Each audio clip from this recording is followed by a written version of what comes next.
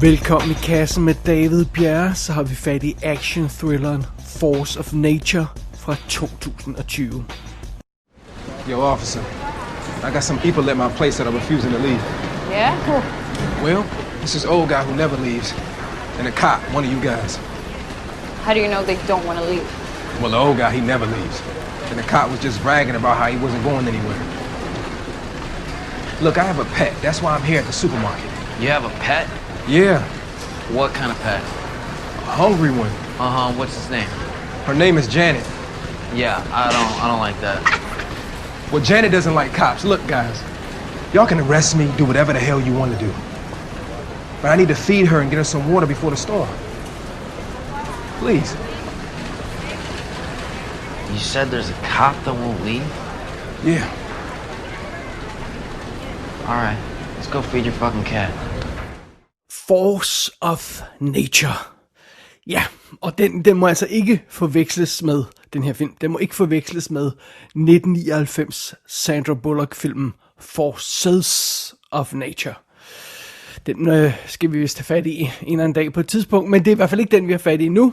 Nej, nu snakker vi om den Force of Nature, der lyder som om det kunne være en sequel til Hurricane Heist. Og jeg elskede jo Hurricane Heists, som vi husker. Jeg har anmeldt den tidligere her i Kassen, og jeg må indrømme, jeg har glædet mig til den her film.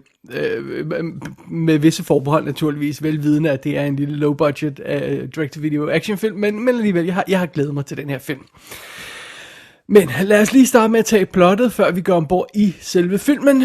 Vi er i Puerto Rico, og nærmere bestemt er vi i byen San Juan. Og der er en meget voldsom orkan på vej mod det her samfund, og det bliver muligvis en kategori 5 orkan, som jo vist nok er det voldsomste, man kan komme ud for. Så det er meget, meget farligt. Og her i historien, der følger vi den lidt lade betjent Cardillo, som er blevet parkeret i sådan lidt ligegyldigt job efter en uheldig episode i forbindelse med sit arbejde, så nu hænger han bare ud og vagt og sådan, og han virker rimelig lad, som sagt. Men i den her forbindelse med orkanen, så bliver han bedt om at hjælpe med at få folk evakueret, altså køre rundt til de forskellige huse og tjekke, om folk er blevet evakueret. Og Cardillo, han bliver sat sammen med den nye, friske, unge makker Jess, og hun er klar til det værste, og han er sådan, gider nærmest og dårligt at kravle ind i bilen. Men for at gøre lang historie kort, så ender de to i et boligkompleks, hvor de får at vide, at der er et par beboere, der ikke vil lade sig selv evakuere. Så dem skal de have fat i. Der er blandt andet en gammel mand, og så er der en tidligere betjent. Men midt i det her halløjse, mens de her to politifolk forsøger at få evakueret de sidste folk, så dukker der en gruppe bevæbnede røvere op ved det her ejendomskompleks. De er her for at finde noget i en af lejlighederne, og de har tænkt sig at dræbe alle, der går i vejen for dem, simpelthen. Så nu må Cardillo og Jess og de få tilbageværende beboere i den her ejendom, de må forsøge ligesom at overleve både orkanen, som jo altså er ved at ramme, og så må de forsøge at overleve de her iskolde røvere, som nu har taget kontrollen med den her ejendom og truer med at dræbe alle. Det er ligesom plottet i Force of Nature. Og filmen, den er instrueret af Michael Polish, og det var ham, der kom på banen i tidens morgen med sådan nogle seriøse film som Twin Falls, Idaho og North Fork og sådan noget i den stil der. Han har lavet The Astronaut Farmer og The Big Sur og sådan noget i den stil. Men så har han også lavet nogle mystiske ting, som sådan en af de her fladpandede religiøse film, 90 Minutes in Heaven og en masse nonsens, som jeg ikke har... som jeg ikke rigtig ved, hvad er for noget. Jeg forstår ikke rigtig, hvad der er sket med hans karriere, fordi jeg troede, han skulle være sådan en eller anden super sej indie-instruktør, men så havde han jo nok ikke endt her. Rollelisten, lad os kigge på den. Det er Emil Hirsch, der spiller Cardillo, og ham har vi jo rent faktisk haft i kassen før i forbindelse med Never Grow Old, The Autopsy of Jane Doe og Taking Woodstock. De fleste husker ham i tidens morgen fra The Girl Next Door og Into the Wild, og så var han jo også i Tarantinos Once Upon a Time in Hollywood for nylig, hvor han spillede Jay Sebring. Så det er Emil Hirsch, ham kan jeg skide godt lide normalt. Lad os se, om han er god i den her.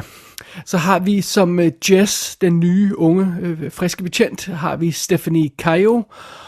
Og hun har lavet en masse mexikanske ting, en masse spansksprogede ting, og det her, det er åbenbart hendes første rolle på engelsk. Så jeg mener, jeg aner intet om de her ting, hun ellers har lavet før. Der er sådan nogle telenoveller og sådan noget, har hun været med i. Som den gamle betjent i bygningen, der altså er døden nær og nægter at lade sig selv evakuere. Ray hedder han. Der har vi Mel Gibson. Ja, sådan.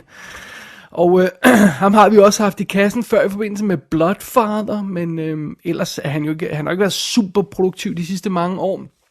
Han har lavet sådan noget som Daddy's Home 2, Dragged Across Concrete, som jeg indrømmer, jeg ikke har fået fanget endnu, og The Professor and the Madman, og ham med gutten, der laver en ordbog. Og så det var en af dem, jeg heller ikke rigtig har fået fanget. Så sådan er det. Det er Kate Bosworth, der spiller Troy, som er Rays datter. Hun er samtidig også sygeplejerske og forsøger at overtale ham til at tage på hospitalet og lade sig selv evakuere, fordi han simpelthen er meget, meget syg og har brug for medicinsk hjælp og sådan noget halløj. Men ja, det er så hendes funktion der i historien. Hende husker man måske i tidens morgen fra Blue Crush surferfilmen, og hun var jo med i Superman Returns, 21 pokerfilmen, men ellers må jeg indrømme, hun ikke gør det store indtryk, den kære Kate Bosworth. Hun har været med i en masse ting, som man muligvis ikke har hørt om, og det er fordi hovedparten af dem er instrueret af Michael Polish, instruktøren af den her film. De to har været gift siden 2013, så det forklarer, hvorfor hun bliver ved med at dukke op i hans film. Så sådan er det. Derudover så har vi forskellige andre karakterer. Vi har Griffin, som er en sort gut, der har der bliver anholdt af politiet, og som har et vildt dyr i sin lejlighed, som kommer til at spille en rolle i historien.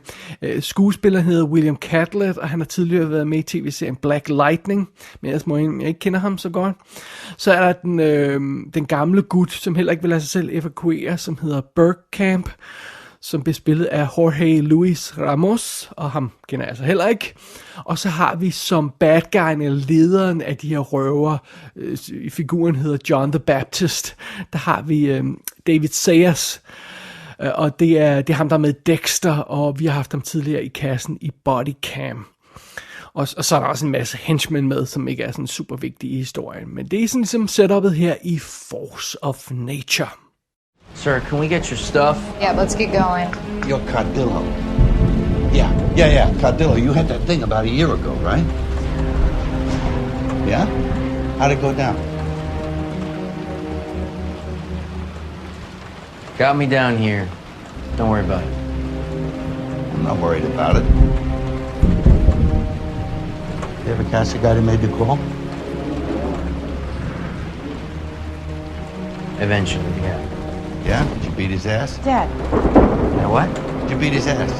Hey, back in my day, we had this moron called Willie Bosket. He used to call the station house, report a rape or a robbery. We'd all rush down there. The guy would be on the roof of the BB gun sniping us. About the third time round, we caught him. Broke a few fingers. Nice, Dad. That's real nice. Hey, it stopped them, okay? Før vi sådan rigtig går i gang med at anmelde den her film, så bliver jeg lige nødt til at hive den med ud i baggården og banke den til blods, fordi den starter med noget, der simpelthen er så irriterende, så det halv kan være nok. Ja, gæt hvad den starter med. Den starter med et flash forward. Vi ser en scene, der virker som om den kommer et godt stykke inde i filmen, en actionscene midt i orkanen, hvor vi ser nogen, der slås og nogen, der skyder og sådan noget, og det virker som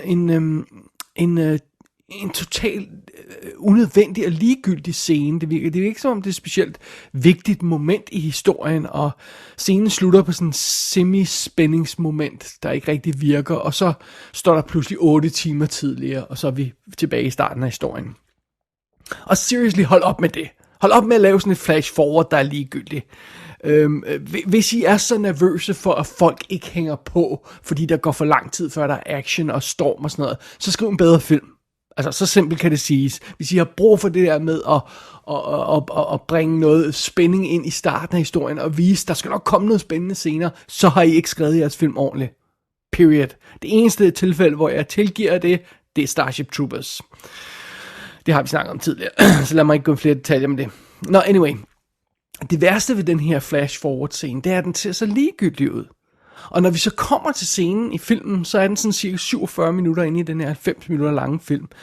Og den mistanke, man har, når man ser scenen i starten, viser sig at være korrekt. Der er tale om et fuldstændigt ligegyldigt action-moment midt i filmen, som ikke har sådan specielt meget relevans for noget som helst. Så stop it. Lad være med at lave flash forward, hvis det ikke er, lad være med det. Lad være med at starte en film med sådan noget. Altså, i det mindste er det ikke helt til slutningen, så vi kan se, hvem der overlever. Ligesom Becky, så vi snakkede om for nylig. Men altså, come on, stop it. Og det er jo virkelig, at filmen starter på sådan en forkert fod. Det er ikke godt. Jeg var stadig optaget på elsken, så jeg prøver at tilgive det, og så komme videre i historien, men for helvede da, lad være med at gøre sådan noget. Ja, nå, videre i historien. Men problemet er jo selvfølgelig lidt, at når en film starter på sådan en forkert fod på den måde, så er det altså svært at ryste af sig, og det bliver også ret hurtigt tydeligt, at den her film, den altså ikke er toppen af poppen. Det kunne man måske nok regne ud, men det er mere måden, den er det på, der er lidt irriterende. Filmen har den der lidt tjuskede direct-to-video B-film-følelse over sig. Så det er ikke den gode slags B-film, men bare sådan den lidt skødagtige. Og så er jo også fidusen, den her film starter med at vise os optagelser af smukke, pragtfulde, solrige Puerto Rico, og det er altså meget fint. Og det ser ud som om, de optagelser er lavet på et helt andet tidspunkt end 8 timer før der var en orkan. Det er sådan, at film starter også lidt akavet, når den så er kommet ud over det der flash-forward moment. Men senere, når stormen så rent faktisk rammer i filmen, så får vi en hel masse scener med meget kraftig regn. Men derudover, så bruger filmen ikke rigtig den her storm-idé til så forfærdeligt meget. Det er slet ikke som i Hurricane Heists, hvor uvejret sådan specifikt er en del af skurkens plan. Her virker det sådan mere eller mindre som sådan tilfældigt sammenfald. Jeg kan ikke rigtig forstå på film, om det er meningen, vi skal tro, det er et sammenfald, eller hvad det er. Men det virker i hvert fald som om, at hvis der ikke havde været en orkan, hvis det bare havde været en almindelig solrig dag, så havde skurkene nok mere eller mindre gjort det samme. De får lidt mere arbejdsro i den her sammenhæng, fordi byen er evakueret, og bygningen er stort set tom, men alligevel, de har nok gjort mere eller mindre det samme. Og så er pointen jo gået en lille smule tabt. Og apropos de her bad guys, når filmen starter, så ser vi dem stjæle noget fra en eller anden gammel dame, og de tager noget fra hende, og de vil have hende til at afsløre noget, og det hun siger, det viser sig, at det skal handle om noget, der har noget at gøre med en gammel mand, og han har et pengeskab, og så er der et eller andet i den forbindelse. Og ja, det er noget sådan cirka så præcis, som filmen er omkring plottet.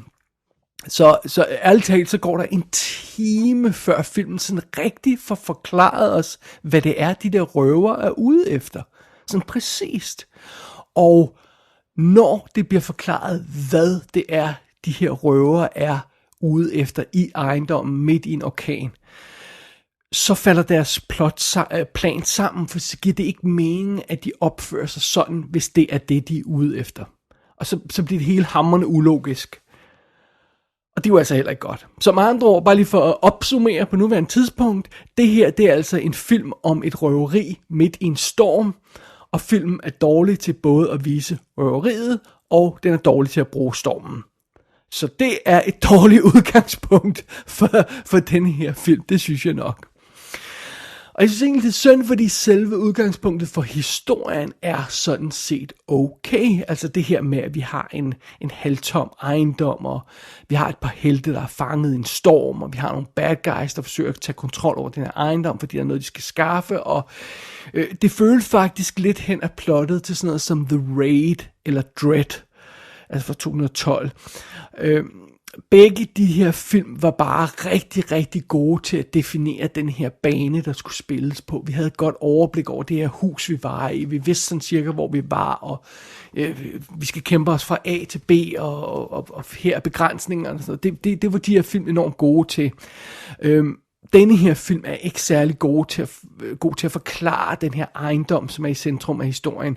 Jeg har svært ved at overskue, hvor stor den er, og hvor vi er i ejendommen, og hvor tæt good guys er på bad guys. Jeg har svært ved at tro det her med, at der kun skulle være én indgang i ejendommen, selvom det påstår de på et tidspunkt. Altså, der er sådan en masse ting, der ikke rigtig giver mening omkring det, og ikke rigtig er vist ordentligt, og så også det her med, at vi er midt i en larmende storm, men alligevel virker det underligt, at bad guysen ikke øjeblikkeligt kan høre, hvor skuddene kommer fra, når de hører, at good guys har skudt en eller anden sted. At de så ikke mindst har en cirka idé om, hvor retningen er, hvor good guysen render rundt, og så begynder at gå efter dem i den retning, hvor de hørte skuddene. Men det er dejligt. Altså, nogle gange hører man skuddene, og andre gange hører man ikke skuddene. Og det er sådan, de virker sådan tilfældige, og igen, jeg har ikke overblik over, hvor stor den her ejendom er, så jeg ved ikke rigtig, hvor meget det giver mening, og ja, så det er ikke så godt. Og der er også for mange karakterer i filmen, og det bliver splittet op i for mange hold.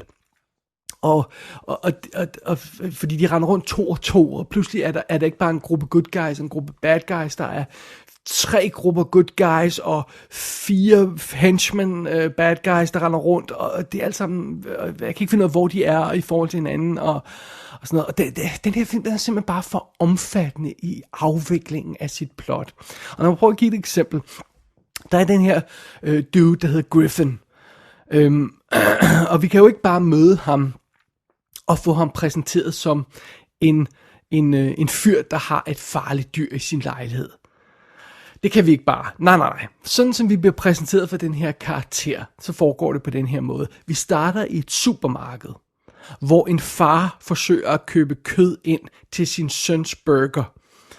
Og de ser så en anden fyr, der hamstrer alt kødet.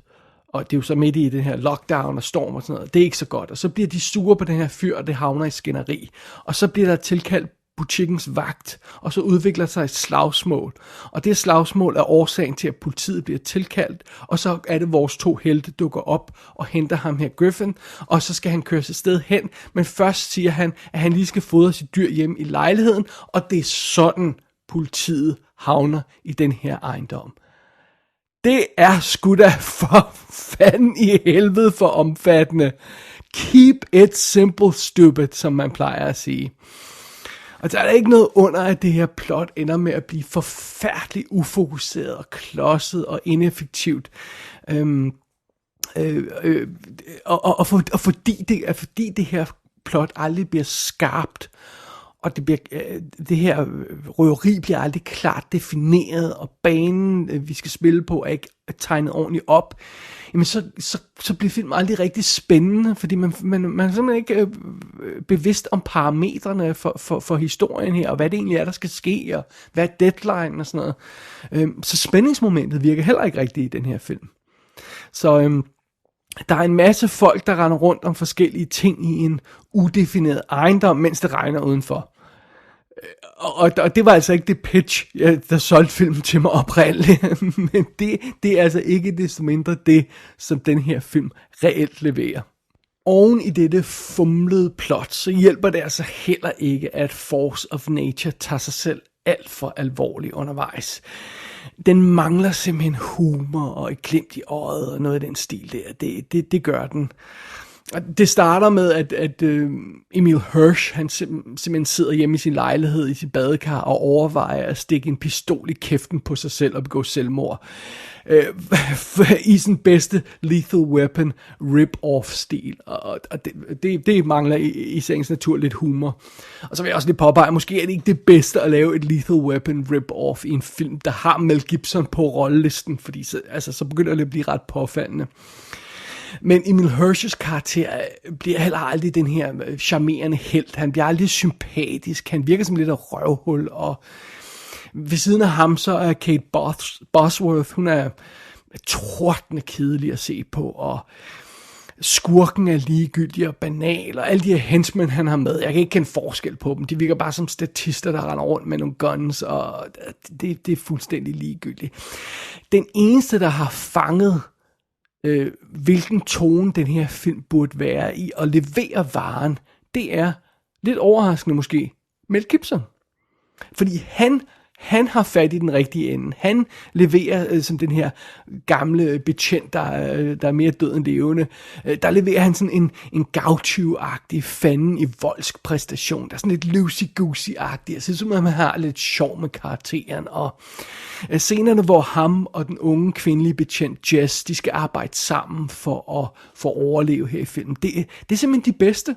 Altså igen, alle karaktererne bliver splittet op i de her små teams, og Mel Gibson og den kvindelige betjent må ligesom rende rundt alene sammen, og de scener er fun og energiske og sjove, og hver gang vi klipper til helten, eller skurken for den sags skyld, så vil jeg faktisk hellere tilbage til Mel Gibson og sådan noget, og se ham rende rundt, og hvis man ikke gider at følge helten i en film, jamen så har den ikke overraskende fejlet i sin opgave.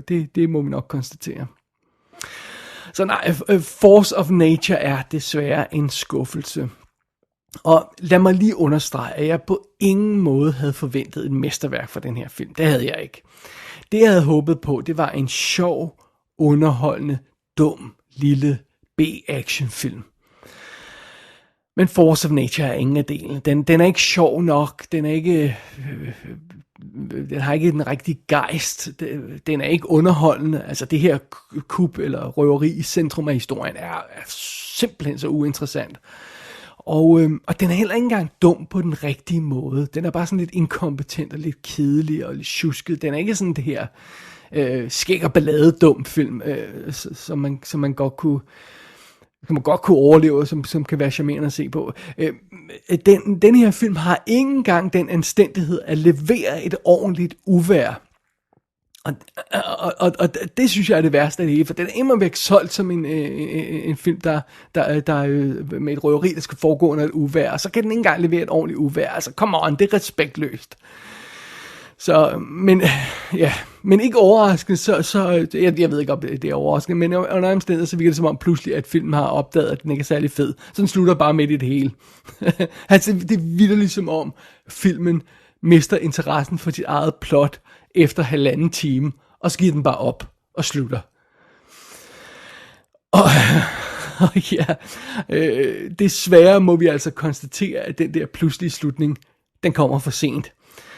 Force of Nature burde have givet op 1,5 time tidligere. Force of Nature er ude på amerikansk DVD og Blu-ray, men jeg lejede den simpelthen bare på amerikansk iTunes. Gå ind på ikassenshow.dk for at se billeder fra filmen. Der kan du også abonnere på dette show og sende en besked til undertegnet. Du har lyttet til I Kassen med David Bjerre.